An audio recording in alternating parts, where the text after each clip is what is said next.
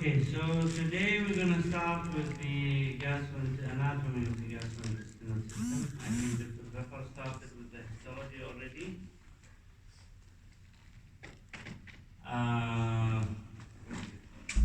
How do you find it so far? Or no, today is only the second day, but what do you think? Better than MSK? How do you feel? No. It's hard. It's better than the same.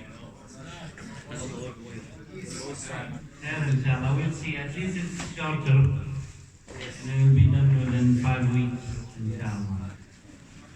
Okay.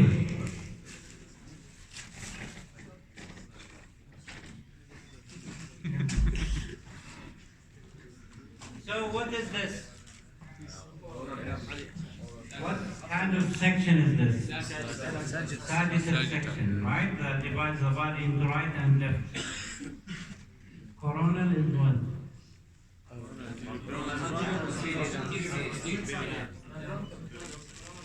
Frontal and dorsal, or anterior and posterior. So what do you see in this sagittal section? What is this? Nasal cavity. Nasal Cavity. This is the nasal septum. What is this? Hard plate.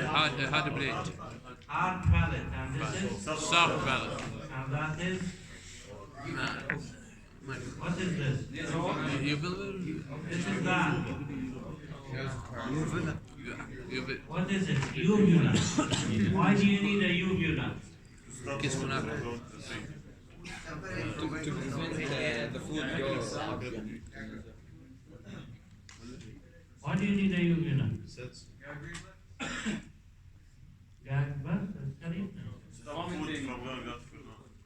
Yeah, it prevents food from going up to the nose. Right? So when you swallow, you drink it, food does not food does not go up. What prevents food from going down here to your trachea and lungs? So this is the trachea. This is the vocal cord. This is the Adam's apple, the thyroid cartilage.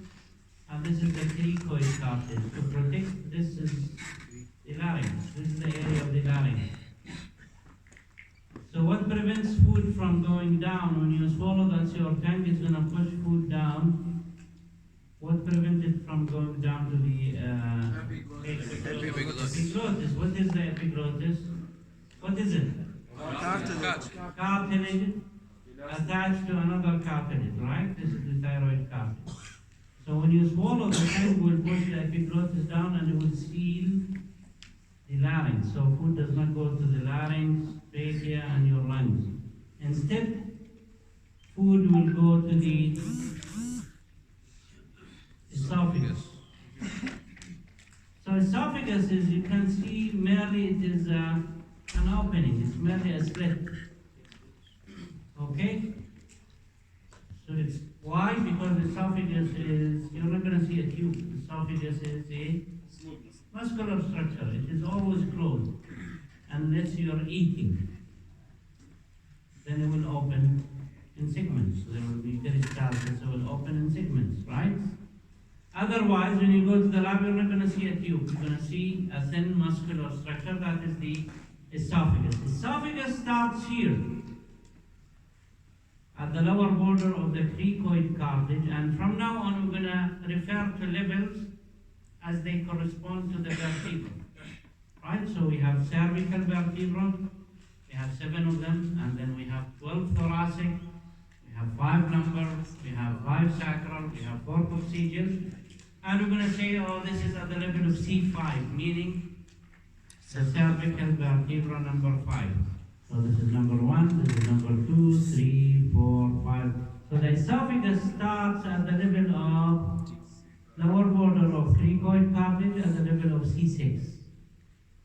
Okay, so that's the beginning of the esophagus. Now, esophagus will extend from the neck through the thorax and then through this structure, which is the diaphragm. Why? Because it's heading towards the stomach.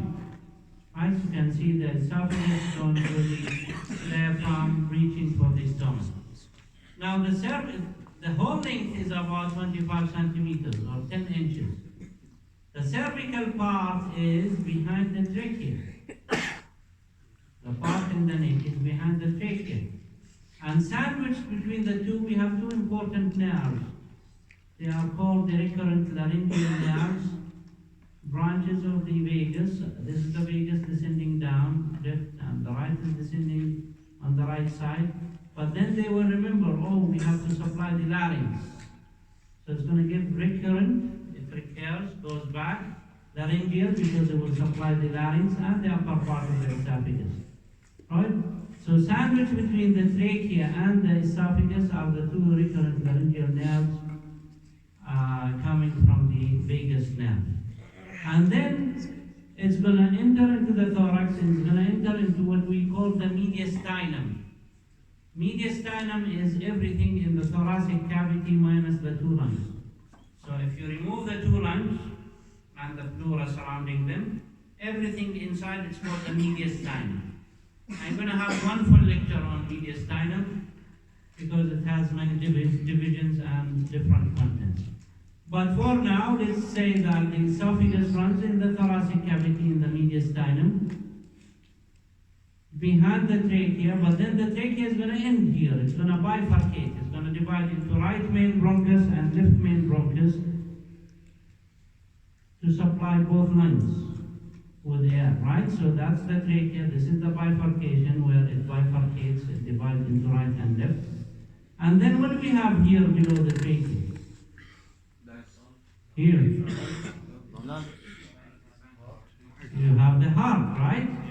So the heart is actually anterior to the esophagus, and in particular the left atrium of the heart is more in touch with the esophagus. So if the heart enlarges and becomes big, it's going to put pressure on the esophagus, and that will cause difficulty in swallowing. And then the esophagus will enter through this structure, which is the diaphragm. Now in the diaphragm we have three important openings for the passage of structures between the abdomen and the thorax. One at the level of T8 for the inferior vena cava, one at the level of T10 for the esophagus, and one at the level of T12 for the abdominal aorta. So the aorta will come from the heart all the way to the abdomen. Okay, so in the diaphragm we have three major openings: T8, T10, T12. Inferior vena cava, esophagus, and the abdominal aorta. Now, this is the esophagus going through the left crus of the diaphragm, one of the origins of the diaphragm. Okay? And for a short distance, it will run before it joins the stomach. This abdominal part of the esophagus is only half an inch in length. And where it joins the stomach, there is a sphincter. It's called the lower esophageal sphincter, or the cardiac sphincter, or the cardia. Basically, this is a physiological sphincter controlled by hormones, no thickening of the muscle. Okay? Also, we have the upper esophageal sphincter, basically formed by muscles, skeletal muscles, although they are not controlled voluntarily, but they are skeletal muscles. So we have upper esophageal sphincter where the esophagus begins to prevent air from going inside the esophagus and prevent food from going outside the esophagus, right? So we have upper esophageal sphincter, we have lower esophageal sphincter. The lower one is not a muscular sphincter, it is a physiological sphincter there. Now, along its way, the esophagus, from where it begins to where it joins the stomach, it has four areas where it becomes compressed, constricted. And these areas are important. Why? Because these are the areas that are more prone to trauma. And if you were to eat something big, it might get stuck in there. It will get stuck in one of these four places. And if you were to drink any of the corrosive material, these are the areas that would be damaged the most. And lastly, these are the شباب. ايش الحمام؟ اعطيتكم 20 minutes break. ارجع. ما في حمام. سكري انتم مش فاهم انا يعني الحمام go before the lecture. ايش؟ لا كان عندك بريك، انا اعطيكم 10 minutes break غير انه اللي زفر طلع فيه. And I told you guys, don't attend my lectures if you're not interested. I don't really care. If you think you're not going to benefit from the lectures, don't attend. But coming and leaving as you wish, I don't accept that. And this will disturb the class, will disturb me personally, and will annoy others. Alina, let's be clear from the beginning.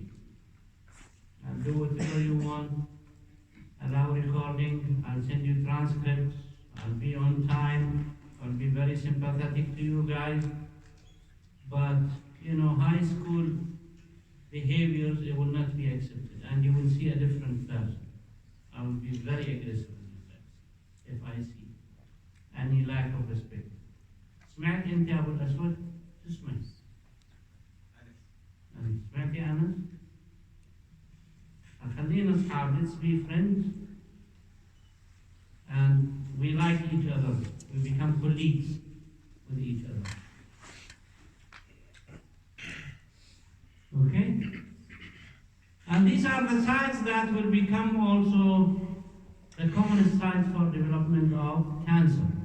So these 4 constrictions where the esophagus are narrowed or constricted, number 1 is where it begins, because it will be constricted by cricopharyngeus muscle, which is part of the upper esophageal sphincter. Number 2, where the esophagus is crossed by the arch of the aorta at the level of T4. And number 3, where it is crossed by the left main bronchus at the level of T5. And finally, as it goes through the diaphragm at the level of T10. So 4 areas where the esophagus is constricted or compressed. Number 1 is where it begins at the cricopharyngeus muscle,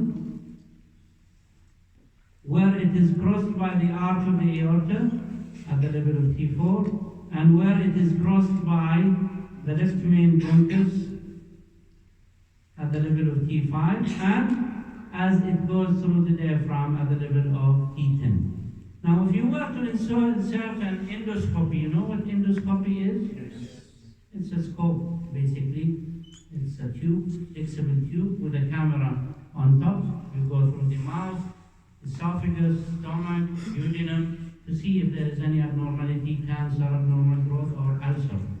Right? If you insert that tube from the incisor teeth, from the teeth here to the beginning of the esophagus in adults will be about 15 centimeters, to where it is crossed by the arch of the aorta will be about 23 centimeters, crossed by the left main bronchus 25, and where it goes to the diaphragm is about 40 centimeters. So the physician doing the endoscopy needs to be aware of the sites of the constriction, right? So to be more careful not to damage the esophagus.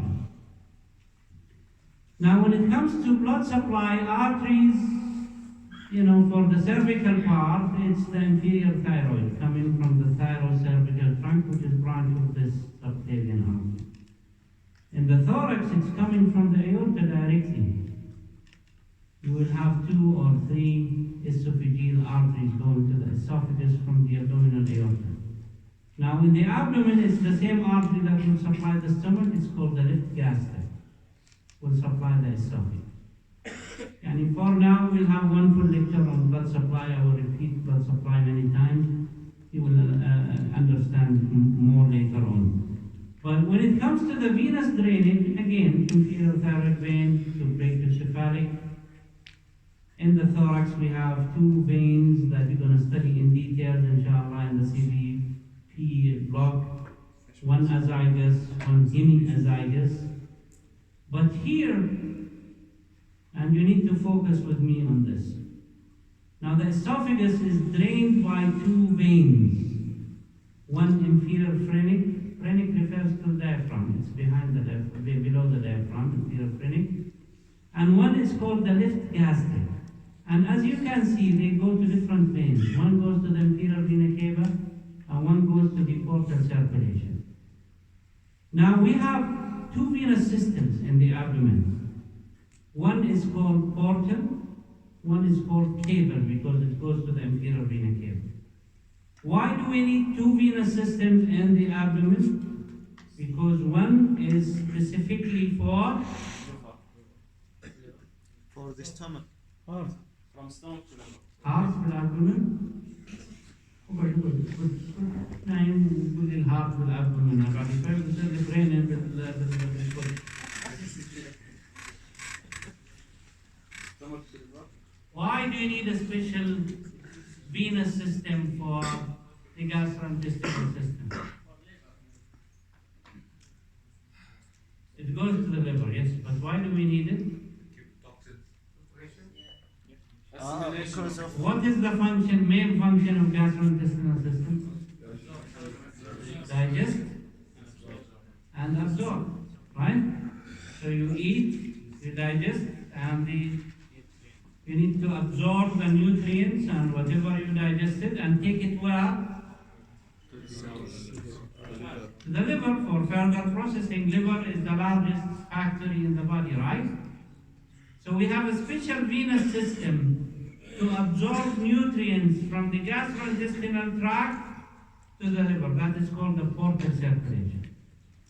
The rest of the organs of the whole body will drain into either inferior vena cava or superior vena cava in the upper part of the body. They go both to the heart. Shabab, what's your name? Okay?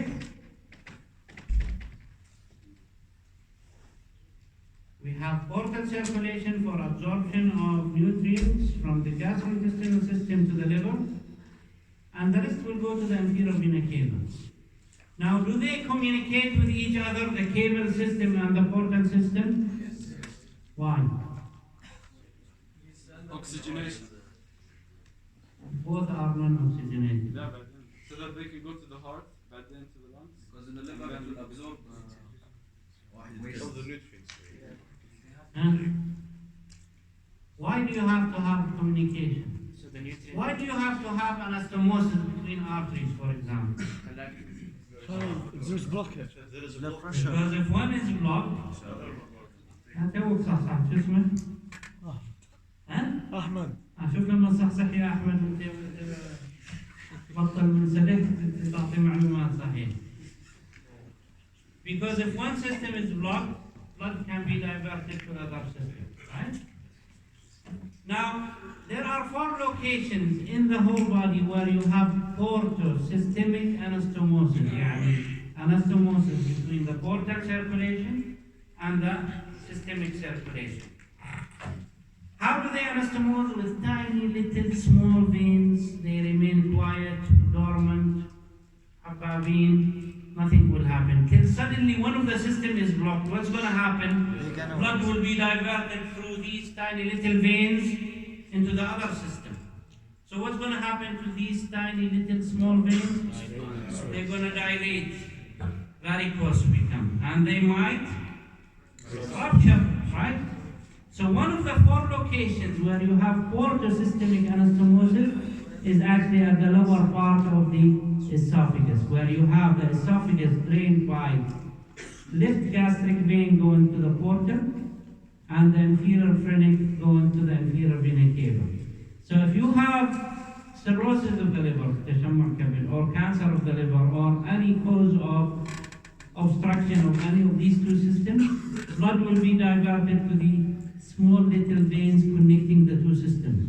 These veins might rupture. So sometimes the first presentation of the patient will be coming to you with vomiting blood. Okay? So these veins will dilate, might rupture. And this is high mortality rate. 50% of them will die, basically. Okay? So this is one of the locations, and you need to keep that in mind. We'll go over this again, inshallah, in future lectures. But one of the sites where you have portosystemic anastomosis is the lower third of the esophagus. Why? Because lower third of the esophagus is drained by the two systems. Left gastric goes to portals, inferior phrenic goes to the inferior vena cava. Clear? Now nerve supply, again, it is sympathetic, parasympathetic. Parasympathetic will come mostly from the vagus, sympathetic will come from T4, 6, sympathetic will go to blood vessels, parasympathetic will go to smooth muscles mostly. Anyway, physiologists will talk more about that. Now, where the esophagus joins the stomach at the cardia, there forms a notch that is called the cardiac notch or incisure. If we were to draw a line horizontally from that notch, this will be the fundus of the stomach. And the fundus will always be filled with air, because you eat and drink food, fluids will go down and air will go up. So if you take an abdominal X-ray, you will see that area like a cloud, a black cloud. Right? You cannot see the stomach with a regular X-ray.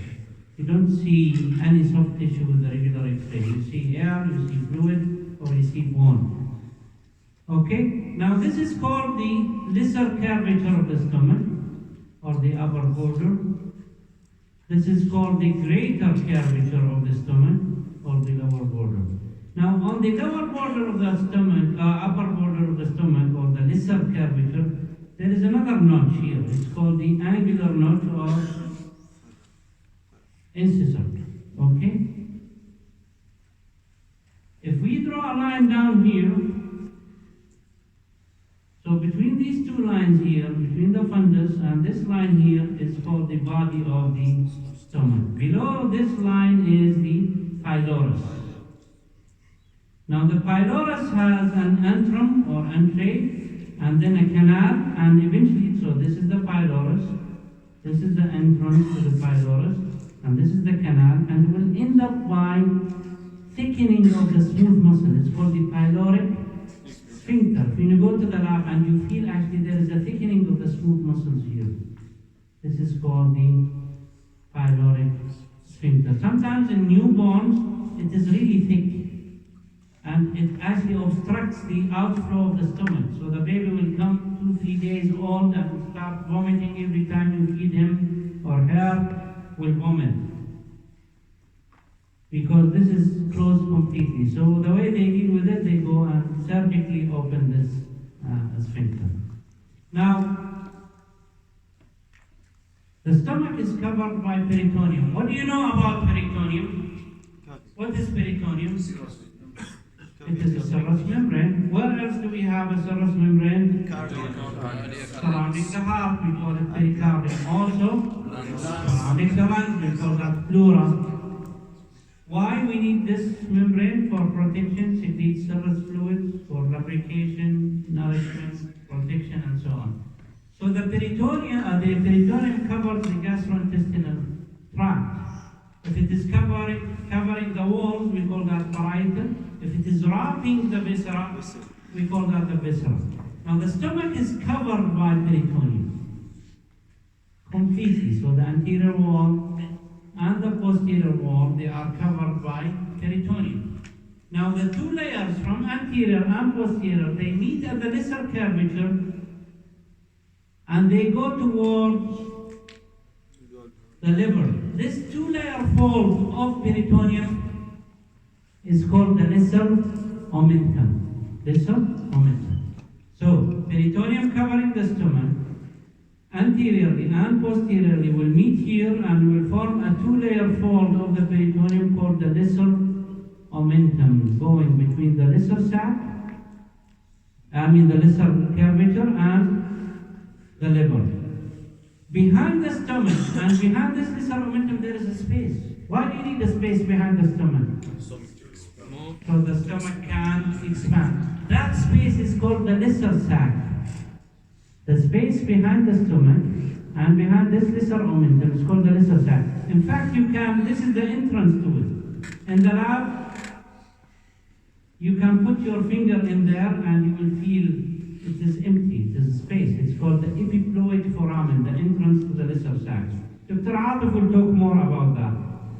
Now, the two layers of peritoneum covering the stomach will meet at the greater curvature and will hang down like a towel over the abdominal organs. It's called the greater omentum. So this is the lesser omentum, and this is the greater omentum.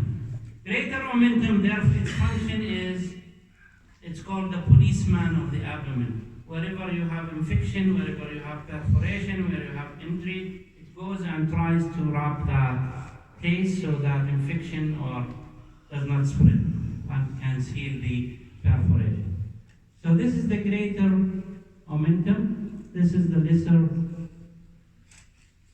omentum between the lesser curvature of the stomach and the liver. Now, if you were to open the stomach, this is the mucous membrane of the stomach. It's called the rugae. And the first thing you notice is that the mucous membrane of the stomach is folded. Why it is folded? Why when you fold someone you're looking for increasing surface area? Number one, because for digestion and absorption. And number two, for expansion. Imagine if the mucosa is firmly adherent to the wall and you eat kharoof or something and suddenly your stomach expands. What's going to happen to the mucosa if it is not folded? It will rupture, you will have ulcers, right? So that's why the mucosa of the stomach is folded. It's called the rugae. Now, when we talk about the gastrointestinal system, I'm going to say all throughout the gastrointestinal system, you will have two layers of muscles. Outer longitudinal and the inner circular. Outer longitudinal will be like spring. You know what a spring is, right? Will be pushing food down like this. The inner circular is responsible for peristalsis, okay? Except for the stomach. Stomach has an additional layer. Now these two layers, the outer longitudinal and the inner circular, are complete layers. Stomach has an additional layer that is incomplete. It is concentrated mostly on the fundus and the cardiac area here. And, it is an incomplete layer with few fibers dispersed over the body. It is called the inner oblique layer. So that is the only exception, not the only exception, we'll talk more. But throughout the gastrointestinal system, you have the outer longitudinal layer and the inner circular. The stomach has an additional innermost layer, oblique layer, incomplete, concentrated mostly in the area of the fundus and the cardiac sphincter, or the cardiac. Now, after the stomach, what do you have? You have small intestine. Small intestine is like 6 to 7 meters. And then the large is about 2 meters. So you will have 9 meters of gut or intestine inside you. The first part of the small intestine is this C-shaped structure. It's called the duodenum. Duodenum is only about 10 inches in length, 25 centimeters, right? It is C-shaped. And between the two arms of the duodenum, what do you have? What is this? This is the pancreas. Between the two arms of the duodenum, that is the head of the pancreas, that is the body, and that is the tail, goes all the way to the spleen. Now, duodenum has 4 parts. First part, 10 inches. Second part, 3 inches. Third part, 4 inches. And then the last part is only 1 inch. Duodenum, when you read about it, they describe it as being retroperitoneal. Meaning, if I open the abdomen like this is the greater omentum, and I lift the greater omentum so that I can see the contents of the abdomen. Where is the duodenum? Duodenum is not there. Why? Because it is retroperitoneal. It is covered by peritoneum. So duodenum is one of the retroperitoneal structures that are covered by peritoneum anteriorly only. They are not wrapped. It's like you have structures sitting on the posterior abdominal wall, and then you throw a towel on them, peritoneum, that will not wrap them, just will pass over them, on top of them. These are called the retroperitoneal structures. So you will have the duodenum, you will have the kidneys, you will have the inferior vena cava, you will have the aorta, you will have the psoas muscle. These are retroperitoneal structures sitting on the posterior abdominal wall. So the duodenum is retroperitoneal structure except the first inch. So first part of the duodenum is 2 inches. Only the first inch of the duodenum is wrapped by lesser omentum. And in particular, the ligament connecting the first part of the duodenum to the liver is called the hepato from liver, duodenal ligament. This hepatoduodenal ligament is important. If I open it, you will see 3 important structures in it. Hepatic artery, portal vein in blue, and the common bile duct descending down. Again, I'm going to repeat this. The duodenum is retroperitoneal structure. You're not going to see it unless you cut the peritoneum. Except the first inch of the first part, which is 2 inches. Except the first inch. Why? Because it is wrapped by the lesser omentum. The part of the lesser omentum connecting the duodenum to the liver is called the hepatoduodenal ligament. This hepatoduodenal ligament, everybody will ask you about it. It contains 3 important structures: hepatic artery, portal vein, and the common bile duct. Now, what do you notice in this picture? That is the esophagus, that is the stomach, this is the kidney, this is the spleen, this is the transverse colon. For us to be able to see all of that, you have to do this. What is this? Liver. Liver is the largest organ in the body. It's like 2-3 kilograms. And it extends from the right all the way to the left.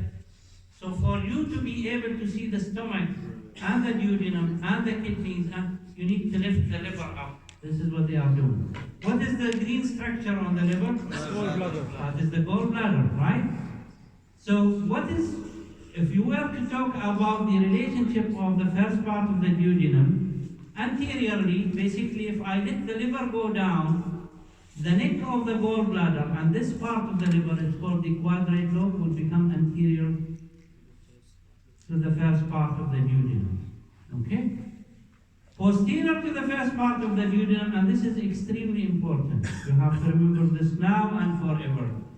Now remember these structures going in the hepatoduodenal ligament, common bile duct will continue down. Portal vein will be behind the first part of the duodenum. Hepatic artery is going up, but we have another important artery that goes behind the first part of the duodenum. It's called the gastroduodenal artery. Why it is important to know that this important artery goes behind the first part of the duodenum? What do you know about the duodenum? The commonest thing you know about the duodenum? Disease? Ulcer. Duodenal ulcer.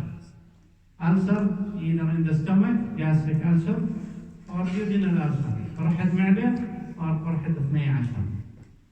Duodenal ulcer, the commonest site of the duodenal ulcer is the posterior wall. Ulcer is what? What is ulcer? Acid. Cut in the mucosa, right?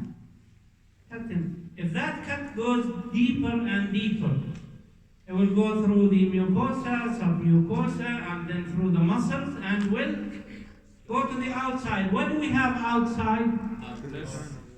We have the artery, the gastroduodenal artery. So one of the complications of the duodenal ulcer is that you have bleeding due to erosion of the gastroduodenal artery. Okay? Now, superior to the first part of the duodenum, remember this opening here I told you about here? Epiploid foramen, you can put your hand in it for the, so that you can go to the lesser sac behind the stomach. This is the epiploid foramen. It is superior to the first part of the duodenum, and inferior to the first part of the duodenum is the pancreatic head, or the head of the pancreas. And I will tell you in the next lecture why we have to have an intimate relationship between the pancreas and the second part of the duodenum. So let me repeat this part about the first part of the duodenum. It is 2 inches. Only the first inch is wrapped by peritoneum. It is called the hepatoduodenal ligament. It is important because it contains 3 structures: common bile duct, portal veins, and hepatic artery. Now, anterior to the first part of the duodenum is the liver and the gallbladder. If I let it go down, it will be in touch with the neck of the bladder and this part of the liver, the quadrate lobe. Posterior to the first part of the duodenum, you will have the gastroduodenal artery, which might be eroded in cases of ulcer and causing bleeding, and you will have the common bile duct, and you will have the portal vein. Common bile duct, as we're going to see in the next lecture, is bringing bile from the gallbladder to the second part of the duodenum. Okay, superior to the first part of the duodenum is the epiploid foramen, and inferior we will have the head of the pancreas. Okay? Any questions so far? The hepatoduodenal ligament covers the 3 structures, or Yes, completely wrapping. Okay? Any other questions? The incomplete oblique muscles, do they have any function? Yes, they help empty the stomach. They compress the fundus and the cavity so that contents go down. All muscles will have function. There's nothing in your body with no function. What else? Hepatic artery, where does it go? To the liver. Hepatic refers to the liver. I mean, in its position to the duodenum. This is the red one. Always red is artery, blue is vein. So this, it goes up to the liver. Gastroduodenal goes down behind the first part of the duodenum. What's the significance of the notches? Of Notches. which notches? You see Significance is that if you draw a line from this notch horizontally, above it will be the fundus. If you draw a line here, between these 2 lines is the body, below this line is the pylorus. Just to tell you where the pylorus starts and where the body starts and so on. Okay? That's a good question. That's going to be in your TBL. What else? What else? And I will see you next week. Good luck, inshallah.